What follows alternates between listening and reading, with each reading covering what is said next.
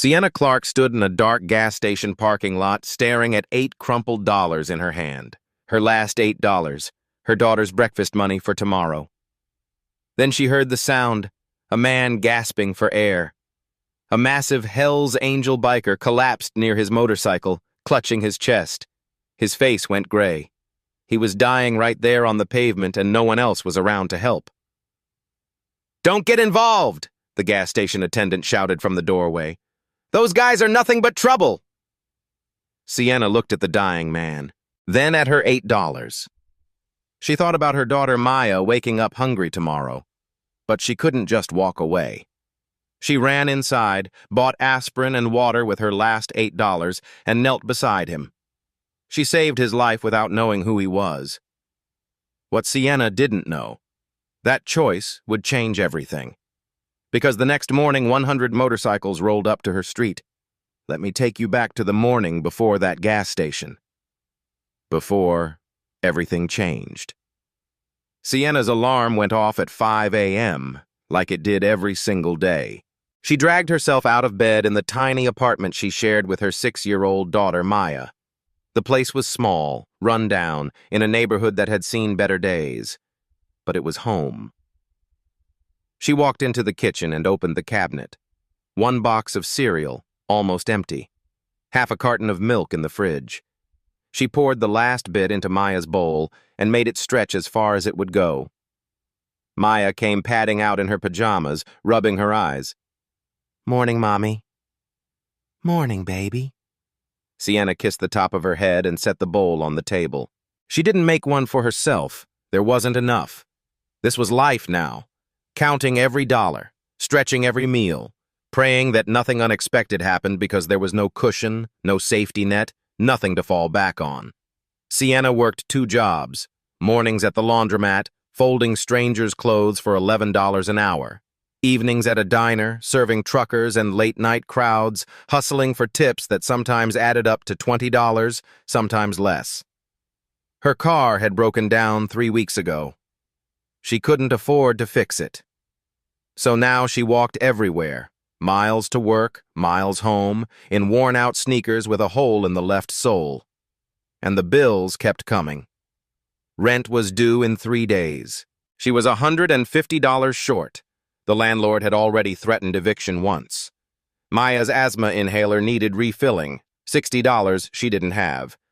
The electricity bill had an overdue notice taped to the fridge. But Sienna didn't complain.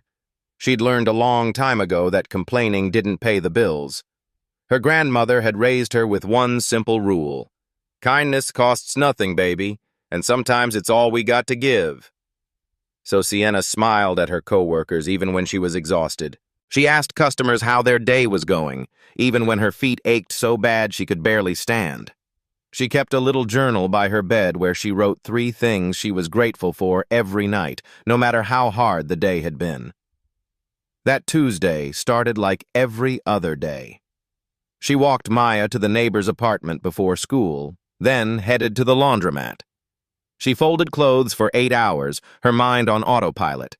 Jeans, towels, sheets, over and over. At 2 p.m., she clocked out and walked to the diner. Her shift didn't start until 3, but she liked to get there early, grab a coffee, sit in the back booth, and just breathe for a few minutes. Linda, her co-worker, a kind older woman who'd worked at the diner for 20 years, slid into the booth across from her. "You look tired, honey." "I'm always tired," Sienna said with a small smile. "You worked yourself to death for that little girl." "She's worth it." Linda patted her hand. "I know she is. But you gotta take care of yourself too, you hear me?" Sienna nodded, but they both knew she didn't have that luxury. Her evening shift was busy. Truckers, a few families, some teenagers getting late-night fries.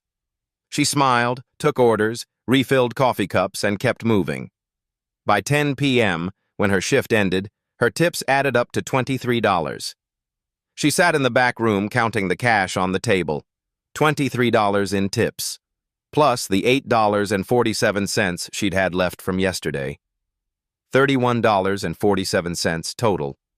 She needed to keep enough for the bus to work tomorrow. 47 cents. That left her with $31. She tucked 23 away for rent. That left $8 for Maya's breakfast and maybe something small for dinner tomorrow night. $8. She folded the bills carefully and put them in her pocket. Then she started the 2-mile walk home. It was late. The streets were quiet. Sienna was exhausted, but she kept her head up and kept moving. She decided to cut through the gas station parking lot on her way. There was a restroom there, and she needed to stop. That's when everything changed. That's when she heard the man gasping for air. And in that moment, Sienna Clarke had a choice to make. A choice that would cost her everything she had. A choice that would save a life. A choice that would reveal who she really was when no one was watching. She had no idea that this one decision would change her life forever. Sienna pushed open the gas station restroom door and stepped back outside into the parking lot. The fluorescent lights overhead flickered and buzzed. It was just past 11 p.m., and the place was almost empty. That's when she saw him. A man, massive, probably 6'3", with a thick gray beard and arms covered in tattoos, leaned against a chrome motorcycle under one of the lights. He wore a black leather vest with patches all over it. Hell's Angels. Even from a distance, Sienna could see the skull logo. She'd heard stories about guys like him. Everyone had. Dangerous. Criminal. Stay away. She started walking toward the street, minding her own business. Then the man stumbled. His hand shot to his chest. His face twisted in pain. He dropped to one knee, gasping. Sienna stopped. The man collapsed onto the pavement, flat on his back. His breathing came in short, desperate bursts. His lips were turning blue. She stood there, frozen. Every instinct screamed at her to keep walking. This wasn't her problem. She had Maya to think about. She had enough trouble in her own life. But then she heard it, a sound that made her blood run cold. The man wasn't breathing anymore. His chest had stopped moving. "Hey!" Sienna shouted toward the gas station. "Hey, someone call 911!" The attendant, a white guy in his 30s, stepped outside with a cigarette in his hand. He looked at the man on the ground, then at Sienna. "Lady, you crazy? That's a Hell's Angel. Leave him alone. He's probably high on something." "He's having a heart attack," Sienna said, her voice rising. The attendant shrugged. "Not our problem. Those guys are nothing but trouble. Trust me, you don't want to get involved." An older man, maybe 60, white, wearing a trucker hat, walked out of the store with a bag of chips. He saw the scene and shook his head. He walked over to Sienna and grabbed her arm gently. "Miss, listen to me. Don't get involved. People like that? They're dangerous. You've got a kid to think about, don't you? I can tell. Just walk away." Sienna pulled her arm back. "A man is dying." The trucker shook his head again, muttered something under his breath, and walked to his car. He drove off without looking back. Sienna stood there alone in the parking lot. The attendant went back inside, leaving her with the dying man. She looked down at him. His chest wasn't moving. His face was gray. She thought about her grandmother. Years ago, her grandmother had collapsed on a city sidewalk. A stroke. People walked past her. No one stopped. By the time someone finally called for help, it was too late. Sienna had been 12 years old when she got that phone call. She'd never forgotten it. She dropped to her knees beside the man. Sir, can you hear me?" His eyes fluttered open just barely. He tried to speak, but only a wheeze came out. "Heart, meds, forgot." Sienna pulled out her phone. 1 bar of signal, 10% battery. She dialed 911. The call dropped. "Damn it!" She stood up and ran toward the gas station.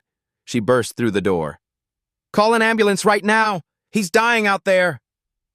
The attendant rolled his eyes but picked up the phone behind the counter. Sienna didn't wait. She scanned the shelves, grabbed a bottle of aspirin and a bottle of water. She ran to the counter and slammed them down. "How much?" $6.50.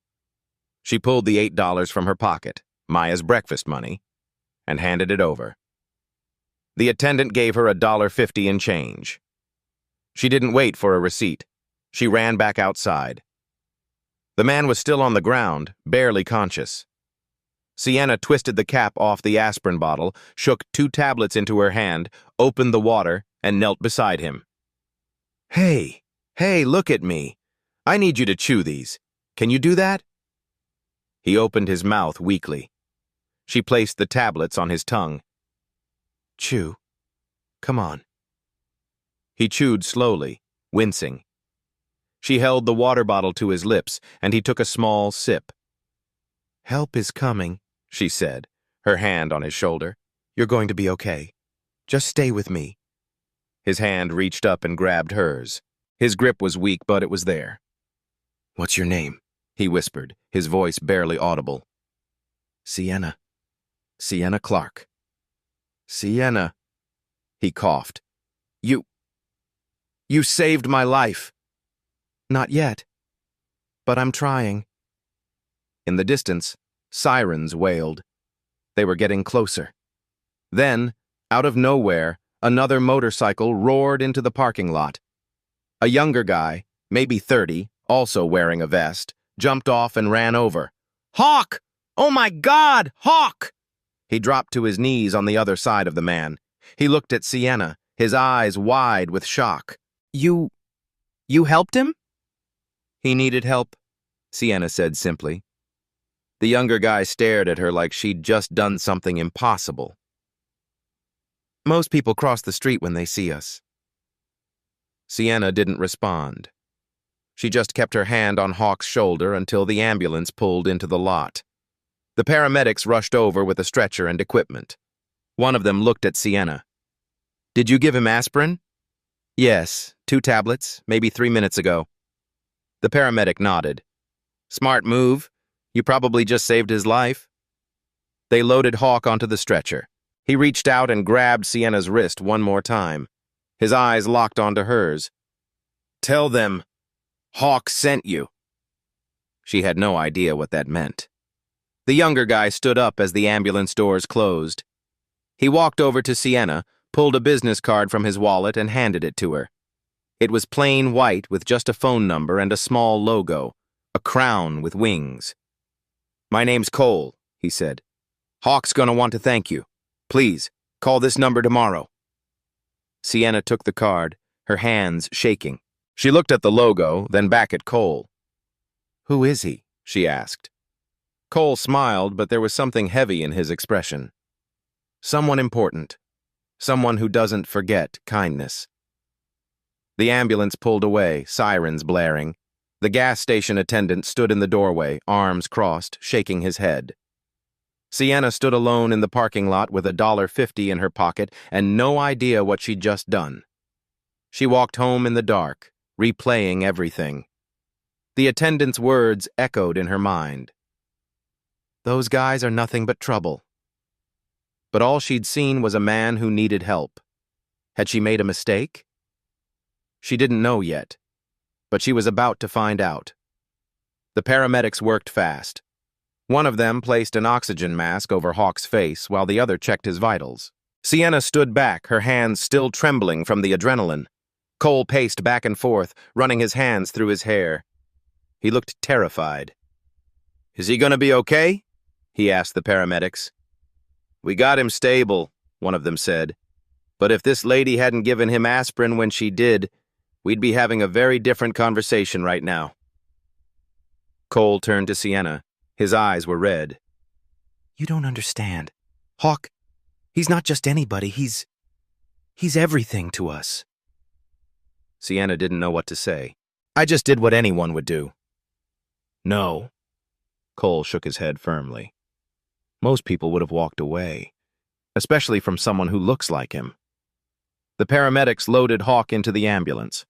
Before they closed the doors, Hawk pulled the oxygen mask down slightly and looked at Sienna. Thank you, he mouthed. She nodded. The ambulance doors closed and the vehicle pulled away into the night. Cole stood there for a moment, watching it disappear. Then he turned back to Sienna. You got kids? The question caught her off guard. Yeah, a daughter, Maya, she's 6. What's your situation? Are you working? Sienna hesitated. She didn't know this man, but something about the way he asked, gentle, genuine, made her answer. 2 jobs. We're managing. Cole looked down at her shoes, the hole in the left sole, her worn jeans, the exhaustion written all over her face. Yeah, he said quietly. I bet. He pulled out his wallet. It was thick with cash. He started counting bills. Let me give you something. For the aspirin. For your time. For what you did. Sienna stepped back. No. Please. I said no. Her voice was firm. I didn't do it for money. Cole stopped. He stared at her for a long moment. Then why? Because he needed help. That's it. Cole slowly put his wallet away. He studied her face like he was trying to memorize it. Then he reached into his pocket and pulled out a business card, the same one he'd shown her before, plain white, phone number, Crown with Wings logo. Hawk's gonna want to thank you himself, Cole said. Tomorrow afternoon, please call this number. Sienna took the card, planning to throw it away the moment she got home. I'll think about it. Please, Cole said again. There was something almost desperate in his voice. Just call, that's all I'm asking. She nodded, slipping the card into her pocket. Cole got on his motorcycle. Before he rode off, he looked back at her one more time. You're a good person, Sienna Clark. Don't ever let anyone tell you differently. Then he was gone. Sienna stood alone in the gas station parking lot. The attendant had gone back inside. The fluorescent lights buzzed overhead. Everything felt surreal, like she'd just stepped out of a dream. She started walking home. 2 miles. In the dark. With $1.50 in her pocket. Her mind raced the entire way. What had just happened? Who was Hawk? Why did Cole look at her like she'd done something extraordinary? All she'd done was help someone. But the way they reacted, it was like no one had ever helped them before. She thought about the attendant's warning. Those guys are nothing but trouble. She thought about the trucker who'd told her to walk away. Maybe they were right. Maybe she'd just made a huge mistake. Maybe tomorrow she'd wake up and regret everything. But she couldn't shake the image of Hawk lying on that pavement, his chest not moving, his face turning gray. If she'd walked away, he'd be dead. That was the truth. And she didn't know how to regret saving someone's life. By the time she got home, it was nearly 1 a.m. Her neighbor, Mrs. Lane, an older woman who watched Maya when Sienna worked late, was asleep on the couch with Maya curled up beside her. Sienna gently shook Mrs. Lane awake. I'm home. Thank you so much. Mrs. Lane nodded groggily and shuffled out. Sienna carefully lifted Maya and carried her to bed. Maya stirred slightly. Mommy? Shh. Go back to sleep, baby. I love you, Mommy. I love you too. Sienna tucked the blanket around her daughter and kissed her forehead. Then she walked back to the kitchen and sat down at the small table. She pulled the business card out of her pocket and stared at it. The Crown with Wings logo glinted under the dim overhead light. She turned it over. Nothing on the back. Just a phone number. Who were these people? She looked at the $1.50 sitting on the table. Tomorrow, Maya would wake up and ask for breakfast. And Sienna would have to tell her they'd have crackers and the last banana. Nothing else. Because she'd spent her last $8 on a stranger. She pulled out her journal, a small notebook she kept by the window. Every night, no matter how hard things were, she wrote down 3 things she was grateful for. It was something her grandmother had taught her. She opened to a blank page and wrote, 1. Maya is healthy. 2. I helped someone tonight. 3. Tomorrow is a new day. She closed the journal and looked at the business card again. She set it on the nightstand beside her bed. Then she lay down, exhausted, and closed her eyes. She had no idea what tomorrow would bring. She had no idea that across town, in a hospital room, Hawk was telling Cole to gather everyone. She had no idea that her name was being spoken in rooms she'd never seen, by people she'd never met. She had no idea that her life was about to change in ways she couldn't even imagine. All she knew was that she'd done the right thing. And sometimes, that's all you can do. Even when it costs you everything. Sienna's alarm went off at 5 a.m., just like always. She dragged herself out of bed, her body aching from the long day before. She walked into the kitchen and opened the cabinet. One banana, a handful of crackers. That was it.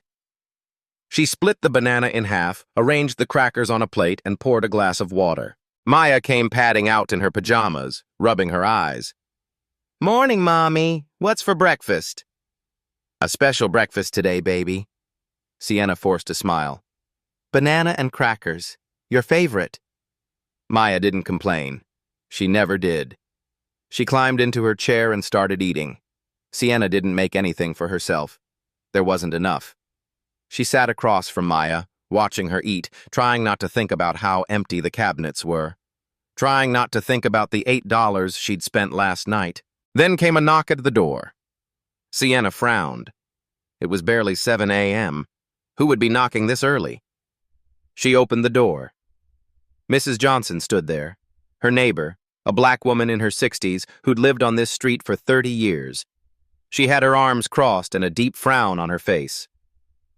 "Sienna, baby," Mrs. Johnson said, her voice tight. "We need to talk." "Good morning, Mrs. Johnson. Is everything okay?" Mrs. Johnson stepped closer and lowered her voice.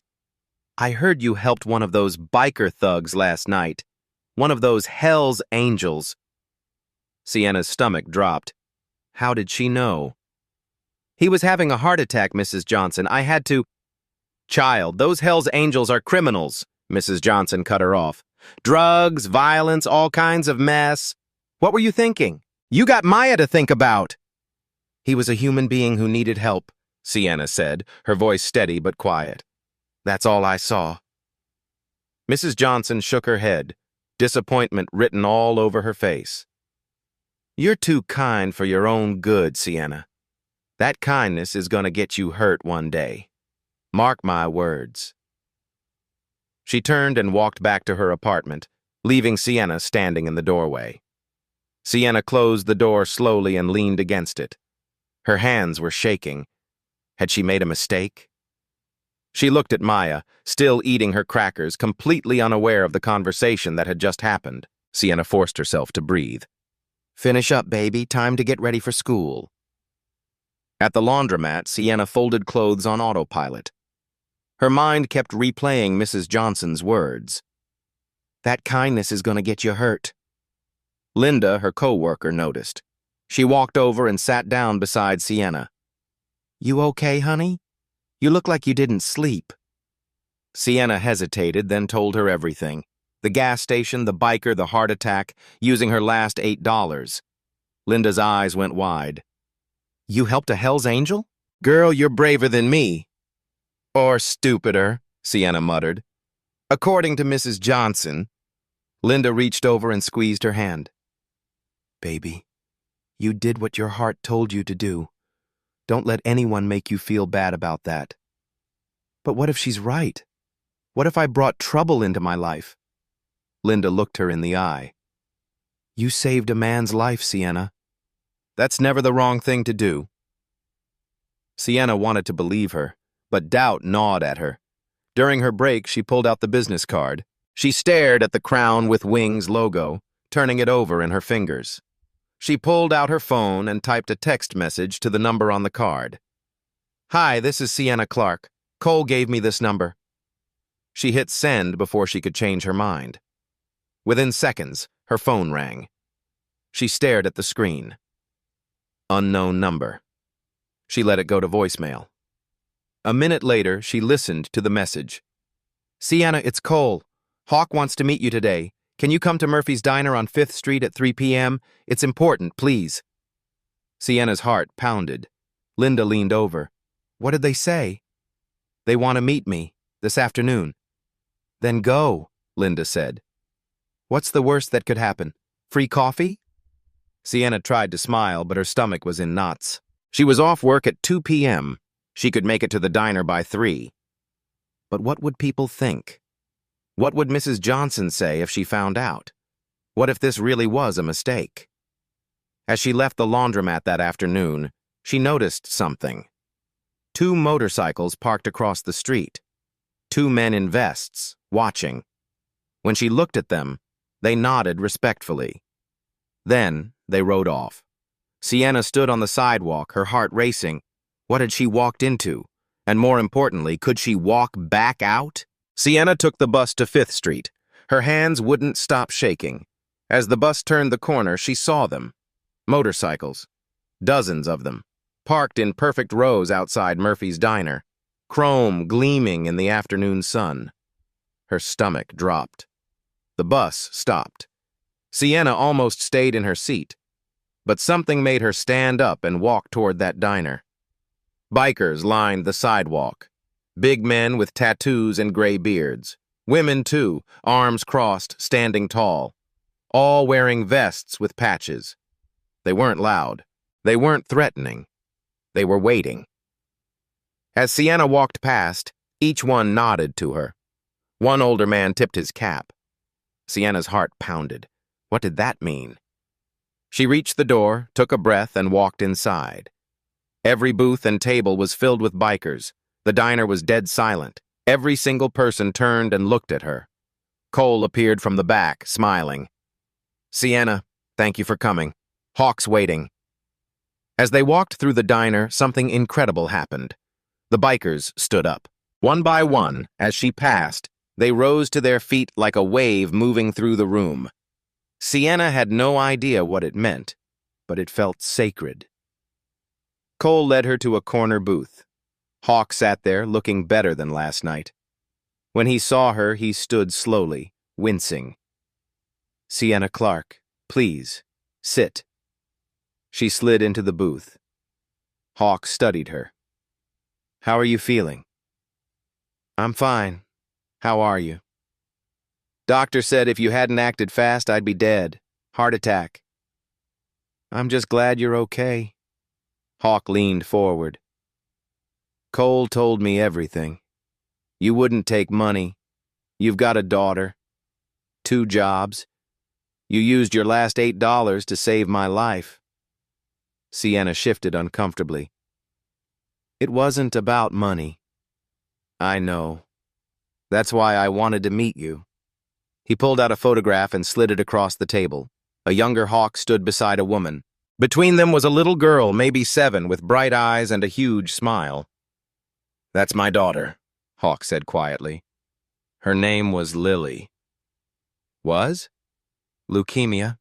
She was 7. We couldn't afford treatments fast enough. By the time we got the money, it was too late. Sienna's throat tightened. I'm so sorry. Hawk's jaw tightened. After she died, I made a promise. Anyone who shows real kindness, especially when they've got nothing, I help them. It's what Lily would have wanted. Sienna didn't know what to say. Hawk looked her in the eye.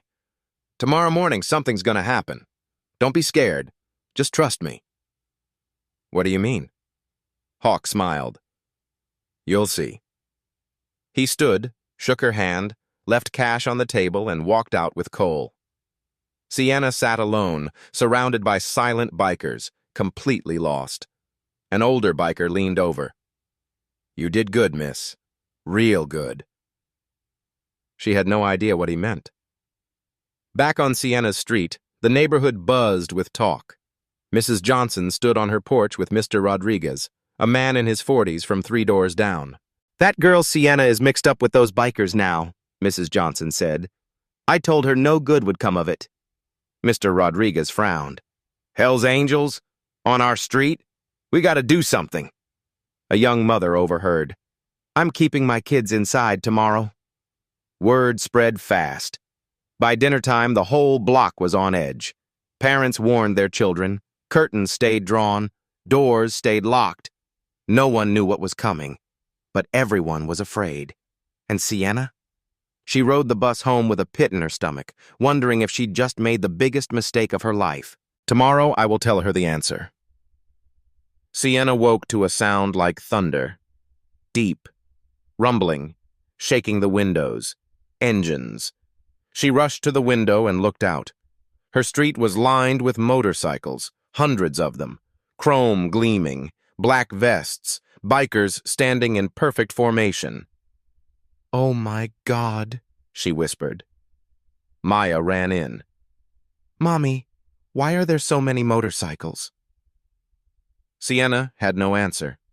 She threw on clothes and rushed outside with Maya clinging to her hand. The entire neighborhood had come out, but they weren't curious. They were terrified. Windows slammed shut, doors locked, parents pulled children inside. Mrs. Johnson stood on her porch with her phone. "Yes, police! There's a gang on our street!" Mr. Rodriguez ran toward Sienna, face red with anger. "Sienna! What did you do? Why are they here? You brought a gang to our street. Our kids live here." Other neighbors gathered, voices rising. "What were you thinking?" "I told you!" Mrs. Johnson shouted. "I warned you!" The crowd pressed closer, angry faces, pointing fingers. Maya started crying. "Mommy, I'm scared." Sienna pulled her close, hands shaking. "It's okay, baby." But she didn't know if it was. Cole stepped forward, hands raised. "Folks, we're not here to cause trouble." "Then why are you here, Mr.?" Rodriguez shouted. "We're here to help one of your own. Sienna saved a life 2 nights ago. Now we're here to save hers." Silence. A trailer truck pulled up. Bikers started unloading boxes. Cole turned to the crowd. "My name is Cole. I'm a volunteer with Lily's Legacy, a non-profit that helps struggling families." "Non-profit?" someone muttered, skeptical.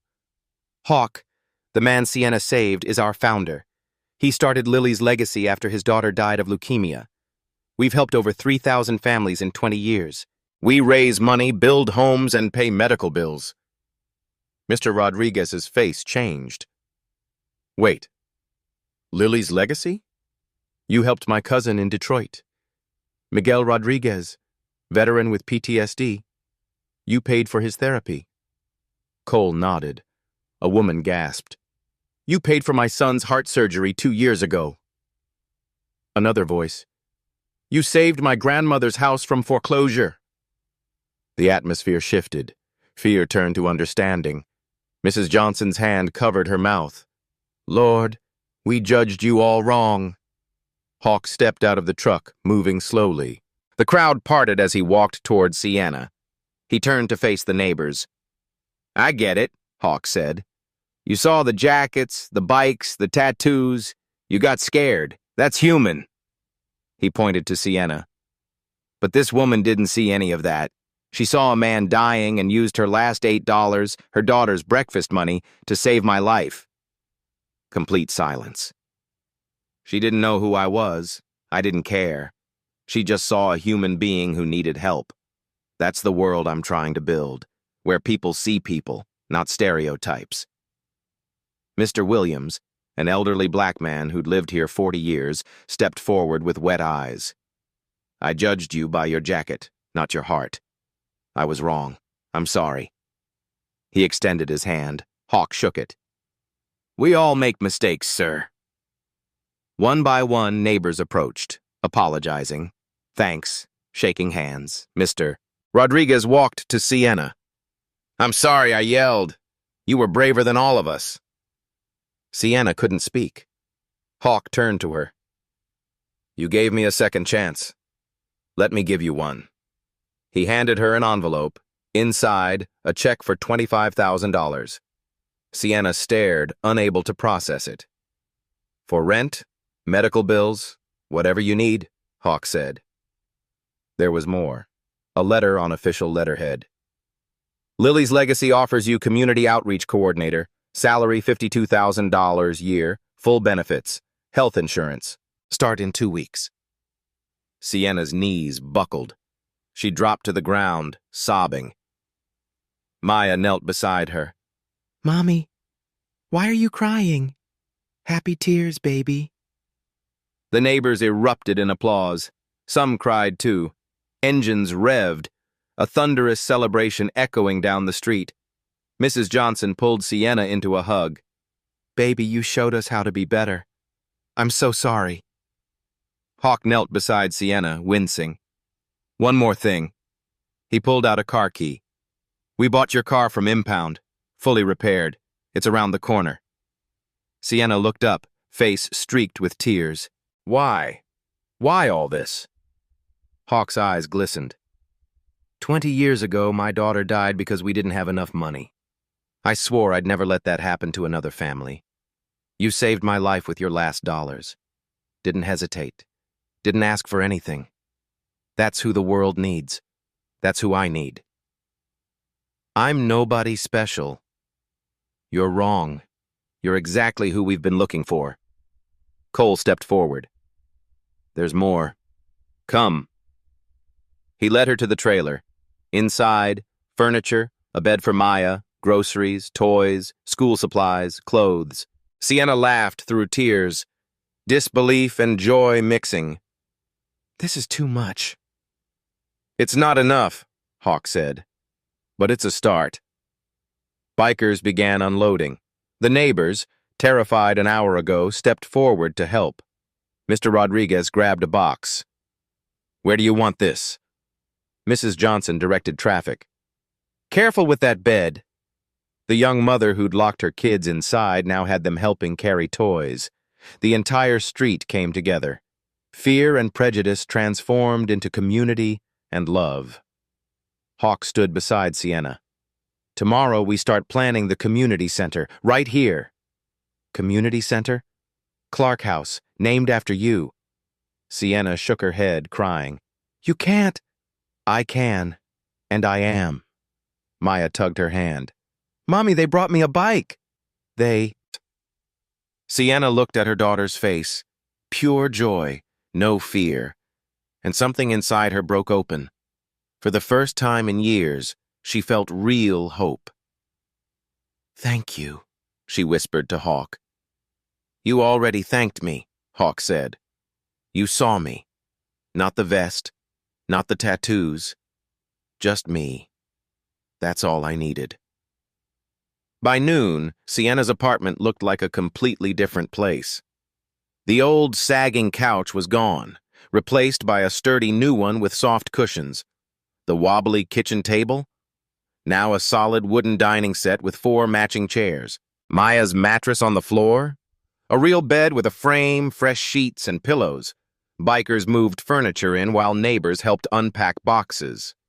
Mr. Rodriguez assembled Maya's new bed. Mrs. Johnson organized the kitchen cabinets with new plates and glasses.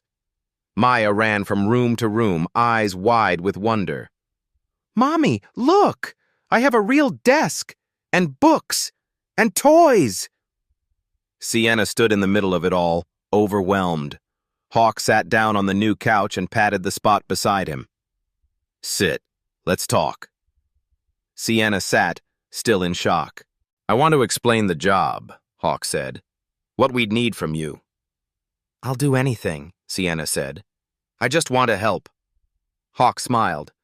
We get hundreds of requests every month. Single moms, veterans, families who can't afford medical care. I need someone who understands struggle, who can look someone in the eye and see their heart. That's me. I know. That's why you're hired. He pulled out a folder with blueprints inside. But there's more. I want to open a community center, right here in this neighborhood. Sienna's eyes widened as she looked at the drawings. Here? Why not? This is where people need it most. Job training, food bank, after-school programs for kids like Maya. A medical clinic. That's incredible. Hawk pointed to the top of the blueprint. 2 words. Clark House. We're naming it after you. Sienna shook her head. You can't do that. I didn't do anything special. Hawk looked her in the eye. You saved my life with your last $8. That's the definition of special. Tears filled Sienna's eyes again. Your job is to find people who need help, Hawk continued. You'll visit families, review applications, connect them with resources. Everything you went through, that pain you felt trying to make ends meet, that's your superpower now, because you know exactly what they're going through. Sienna nodded, wiping her eyes. When do I start? 2 weeks. That gives you time to quit your other jobs and settle in. Hawk pulled out a benefits packet. Health insurance starts on day 1. Covers everything, including Maya's asthma medication. Completely. Sienna's breath caught. Completely? Completely. No copays. No deductibles. You'll never have to choose between her inhaler and groceries again. She broke down, sobbing. Hawk waited patiently until she could breathe again. There's one more thing, he said. He pulled out a vest. Not a Hell's Angels vest, but a volunteer vest for Lily's legacy. The crown with wings embroidered on the back. You're one of us now. Family. Sienna took the vest with shaking hands. She put it on and looked in the mirror hanging on the wall. She barely recognized herself, but in a good way. Your first job? Hawk said. Find someone in this neighborhood who needs help. Use those same instincts that saved me. Then we'll help them together. Sienna thought for only a second. Mrs. Patterson, 3 doors down. She's 80. Can't afford her heart medication. I've seen her cutting pills in half to make them last. Hawk smiled. Then let's go. They walked to Mrs. Patterson's apartment. Sienna, Hawk, and Cole. Sienna knocked. Mrs. Patterson opened the door slowly, surprised to see people on her doorstep. Sienna, what's going on, dear? Mrs. Patterson, I'd like you to meet some friends. We're here to help. They sat in Mrs. Patterson's small living room. Hawk explained Lily's legacy while the elderly woman listened, tears forming in her eyes. Ma'am, what do you need most right now? Hawk asked. Mrs. Patterson's voice shook. My heart medication, I can't afford it anymore. I've been cutting the pills in half, but I'm almost out. Hawk pulled out his phone and made a call. We'll have your prescription filled and delivered today. Full 3-month supply. No cost to you. Mrs. Patterson grabbed Sienna's hand. You did this? For me? We did this, Sienna said. Together. Mrs. Patterson wept. As they left, Sienna looked back at the elderly woman's grateful face. This is the best job I'll ever have, she said to Hawk. I know, Hawk replied, because you understand what it means to need help. And now you get to be the person who shows up. They walked back to Sienna's apartment where the celebration continued. Neighbors laughed. Bikers shared stories. Maya played with her new toys. And for the first time in 3 years, Sienna Clark didn't worry about tomorrow, because tomorrow was going to be okay. Actually, it was going to be better than okay. It was going to be beautiful. 6 months later, everything had changed. But the change didn't happen overnight, and it didn't happen smoothly. The day after the bikers came, someone posted a video online. Sienna standing in her street surrounded by 100 Hell's Angels motorcycles. The footage went viral. The comments came fast. She's glorifying gang culture. Hell's Angels are criminals. Don't be fooled. This is staged. No way this is real. Sienna saw them. Every single one. They hurt. Linda called her. Ignore them, honey. They don't know the truth. But the negative comments kept coming for weeks. Then something shifted. Families Lily's legacy had helped start sharing their own stories, videos, posts, testimonials. A veteran in Ohio, they gave me housing when I had nothing. A single mother in Pennsylvania. They paid for my daughter's surgery. She's alive because of them. An elderly man in Michigan. They saved my home. The comments changed. I was wrong about bikers. This is what real charity looks like. Faith in humanity restored. Within a month, the hashtag #LiliesLegacy was trending. Month 1. Sienna sat at her new desk in the Lily's Legacy office. A nameplate in front of her read, Sienna Clark, Community Outreach Coordinator. She reviewed applications, made phone calls, visited families. Maya thrived in her new school. Her inhaler sat on the counter, always full, always accessible. No more cutting corners, no more fear. Month 2. A vacant lot in Sienna's neighborhood became a construction site. Clark House was rising from the ground. At the groundbreaking ceremony, Sienna stood with a shovel surrounded by bikers and neighbors. Local news cameras filmed everything. The reporter asked, "How does it feel to have a community center named after you?" Sienna smiled. "It's not about me. It's about what happens when people choose kindness over fear." Month 3. Sienna met Marcus, a young black veteran, 32 years old, living in his car.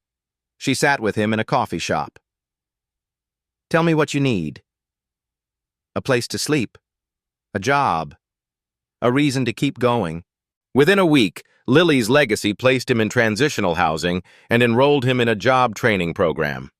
3 months later, Marcus worked at a local factory. He had his own apartment, a paycheck, hope. He came back to thank Sienna, shaking her hand with tears in his eyes. "You gave me a second chance." "No," Sienna said. "You gave yourself a second chance. I just opened the door." Month 4. Clark House opened. The ribbon-cutting ceremony drew hundreds of people. Sienna and Maya cut the ribbon together, both laughing. Inside, the building buzzed with life. A job training center, a food bank, an after-school program, a medical clinic offering free checkups. On opening day, 43 people came through the doors seeking help. All 43 left with something they needed. Month 5. Testimonials poured in. Rosa, a Latina mother of 3. "Lily's Legacy paid for my daughter's surgery. Without them, I would have lost her." Mr. Williams, the elderly man who'd apologized to Hawk on Sienna's street. "They paid my property taxes. I get to keep my home because of them." A teenage girl, 16, with dreams of college. "The after-school program helped me get a scholarship.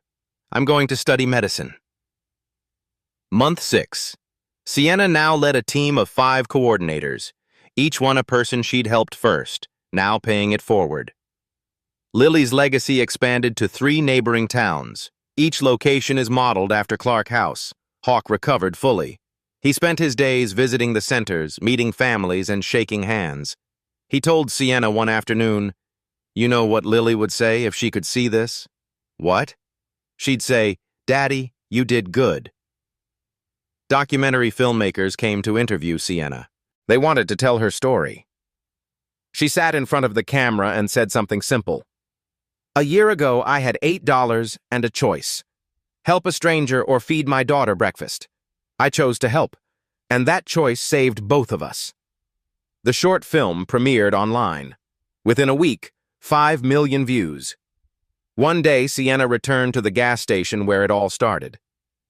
She walked inside and asked the manager for permission to place a small plaque on the wall outside. He agreed. The plaque read, "Here, a small act of kindness changed everything. Lily's Legacy." The gas station attendant, the one who'd told her to leave Hawk alone, saw her and walked over. "I remember you," he said quietly. "I told you not to help him." Sienna nodded. "I was wrong," he said. "I've been following your story, what you built. I'm sorry." Sienna smiled. "We all learn. That's what matters." She walked out of that gas station for the second time. But this time, everything was different. This time, she wasn't alone. She had a family now, a community, a purpose. And it all started with $8 and a choice.